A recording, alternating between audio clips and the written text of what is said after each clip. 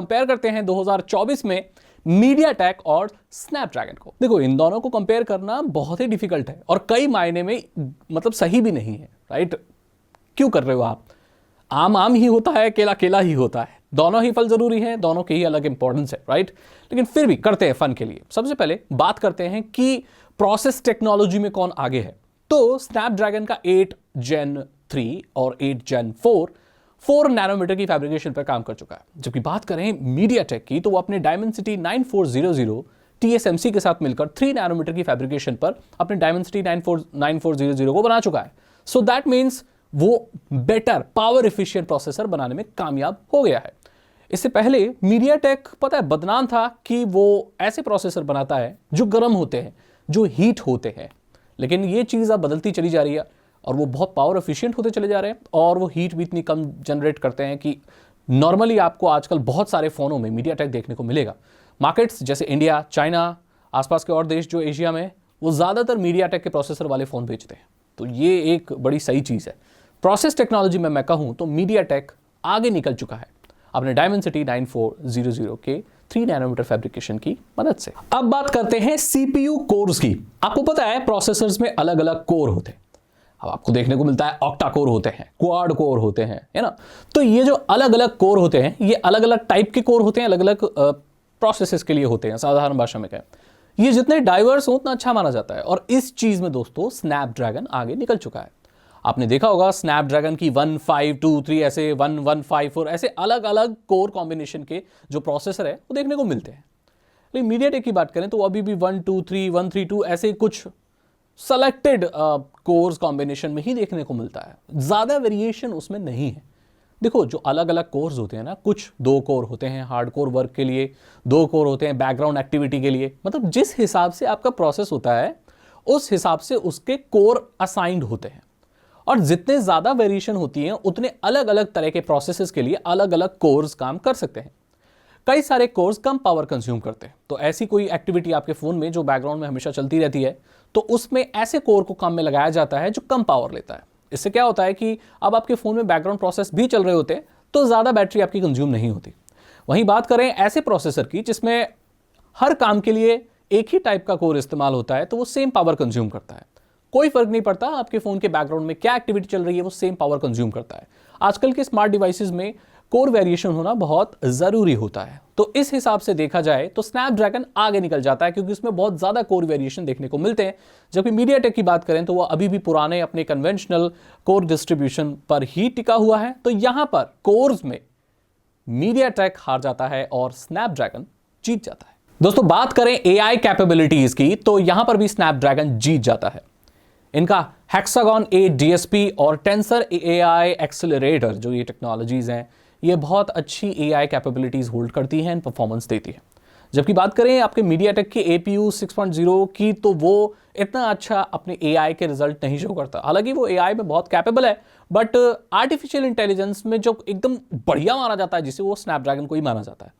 इसकी वजह ये भी है कि प्रीमियम स्मार्टफोन में ज़्यादातर आपको स्नैपड्रैगन देखने को मिलता है, तो इसीलिए उन्होंने AI के ऊपर ज़्यादा काम कर रखा है। उनका AI इंजन ज़्यादा कैपेबल है। बहुत सारे लोग ये सवाल करेंगे, सागर भाई एक प्रोसेसर अगर ज़्यादा AI कैपेबल है, जिसमें ज़्यादा आर्टिफिशियल इंटेलिजेंस की प्रोसेसिंग हो सकती है, तो वो हमारी ज़िंदगी में क्या फ़ायदा देता है फ़ोन में अगर AI, तो मतलब मुझे क्या फ़ायदा मिलेगा?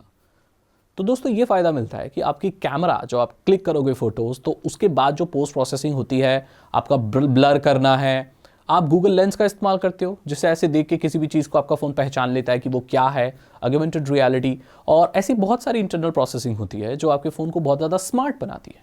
ये सारी प्रोसेसिंग दोस्तों AI प्रोसेसिंग कहलाती है। और कोई भी प्रोसेसर एक अच्छा AI प्रोसेसर हो सकता है जब उसके AI इंजन बहुत अच्छा हो, जो AI की चीज़ों को, आर्टिफिशियल इंटेलिजेंस के एल्गोरिदम को बहुत अच्छे से प्रोसेस कर सके। और इस चीज़ में स्नैपड्रैगन आगे है, मीडियाटेक इतना आगे नहीं है। लेकिन इसका ये मतलब नहीं है कि मीडियाटेक खराब है।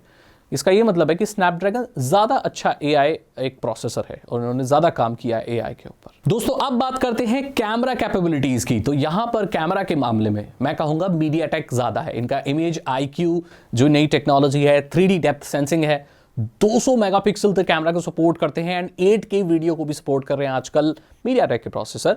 तो मेरे हिसाब से वैल्यू फॉर मनी कहो या कम पैसे में या बढ़िया एक बजट में, मतलब मीडियम वाले में, अगर कोई बेटर कैमरा की परफॉर्मेंस दे सकता है तो वो दोस्तों मीडियाटेक ही है। स्नैपड्रैगन तब देता है जब वो एक प्रीमियम सेगमेंट में चला जाता है, लेकिन मीडियाटेक क्या है, बजट और मीडियम सेट में भी बेटर कैमरा कैपेबिलिटीज दे सकती है।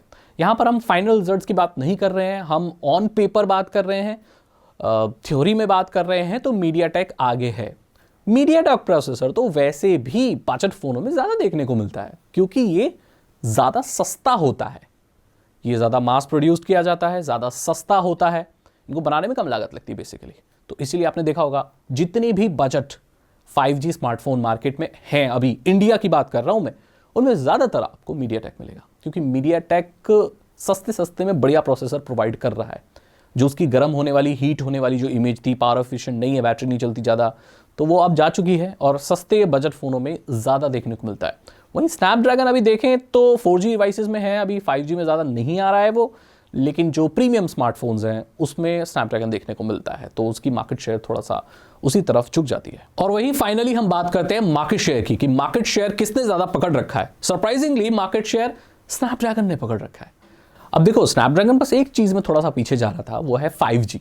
उसके अलावा नेटवर्क कैरियर, मतलब जो नेटवर्क प्रोवाइडर्स हैं और थर्ड पार्टी चीज़ें जो देते हैं, गेमिंग पार्टनर्स कह लो, इनके स्नैपड्रैगन के सबसे ज़्यादा हैं। और स्नैपड्रैगन के पास पता है एक एज है कि वो वन प्लस और सैमसंग के बहुत सारे प्रीमियम फोन्स में देखने को मिलता है। वन प्लस के में बहुत अच्छे अच्छे फ़ोन है यार, उसमें स्नैपड्रैगन आता है, सैमसंग ने भी अडैप्ट कर लिया था स्नैपड्रैगन को, और बहुत सारी जगहों पे अब अलग अलग उसमें स्नैपड्रैगन यूज़ हो रहा था। तो इस हिसाब से पूरी दुनिया के हिसाब से देखें तो इसका दबदबा स्नैपड्रैगन का बहुत ज़्यादा है। वो उसने तब बना लिया था उस वक्त पे जब मीडियाटेक अपनी पावर एफिशिएंसी के ऊपर काम कर रहा था। उस वक्त मार्केट में बहुत गैप था, उस वक्त स्नैपड्रैगन बहुत पावर एफिशिएंट अपने प्रोसेसर लेके आ गया। वो ज़माना उसका जब 6 नैनोमीटर 7 नैनोमीटर 6 नैनोमीटर जब आ रहा था, उस वक्त पे उसने अपना दबदबा कायम कर लिया। अब नो मैटर मीडियाटेक कितनी भी मेहनत करे, लेकिन मार्केट शेयर जो पकड़ चुकी है कंपनी, वो पकड़ चुकी है। अभी देखा जाए तो 5G में मीडियाटेक का दबदबा है, स्नैपड्रैगन का दबदबा नहीं है, लेकिन पूरी ओवरऑल मार्केट शेयर देखी जाए स्नैपड्रैगन का अभी भी है यार दबदबा। बहुत पावर एफिशिएंट प्रोसेसर बनाता है और इनके तो अलग अलग नई नई टेक्नोलॉजी आती रहती है। AI के ऊपर बहुत भतीरा काम कर बैठे हैं ये लोग, तो अभी अगर थोड़ा बहुत ब्रेक भी ले लें तो वो फिर भी आगे ही रहेंगे मीडियाटेक से। यहाँ पर मैंने बात की दोनों प्रोसेसर की, कैसे फ़ोन दे रहे हैं वो, क्या टेक्नोलॉजी किसमें क्या आ रही है। अब सवाल ये उठता है कि दोस्तों अगर आप फ़ोन खरीदने जा रहे हो, फाइनल क्वेश्चन तो यही है, तो आपको कौन सा प्रोसेसर लेना चाहिए। अगर आप ले रहे हो प्रीमियम स्मार्टफोन और थोड़ा रुक के ले रहे हो, जो अभी मैं बना रहा हूं वीडियो, तो ऐसा हो सकता है कि 5G में भी स्नैपड्रैगन बहुत ज़्यादा अच्छा कर ले, तो उस वक्त पे अगर आप ले रहे हो तो 5G में बजट फ़ोन में आपको अगर स्नैपड्रैगन मिल रहा है, आंख बंद करके ले सकते हो आप। ध्यान ये रखना कि स्नैपड्रैगन ले सकते हो क्या, बोलेंगे सागर भाई ऐसे तो स्नैपड्रैगन का कोई 2 साल पुराना प्रोसेसर तो मैं ले लूं, नहीं। प्रोसेसर की फैब्रिकेशन देखनी है, कितने नैनोमीटर पे है वो, अगर 3 नैनोमीटर पे, 4 नैनोमीटर पे भी है और आप बजट फोन खरीद रहे हो, तो इससे अच्छा और क्या हो सकता है। बजट में तो आप 6 नैनोमीटर भी अगर टच करते हो तो विच इज़ वेरी नाइस। अगर 5G में मिल जाता है आपको, हालांकि मिलेगा नहीं ये कॉम्बिनेशन, बट मिलता है तो it's very nice. 3 nanometer 4 nanometer Snapdragon 5G मिल रहा है तो बहुत अच्छी बात है।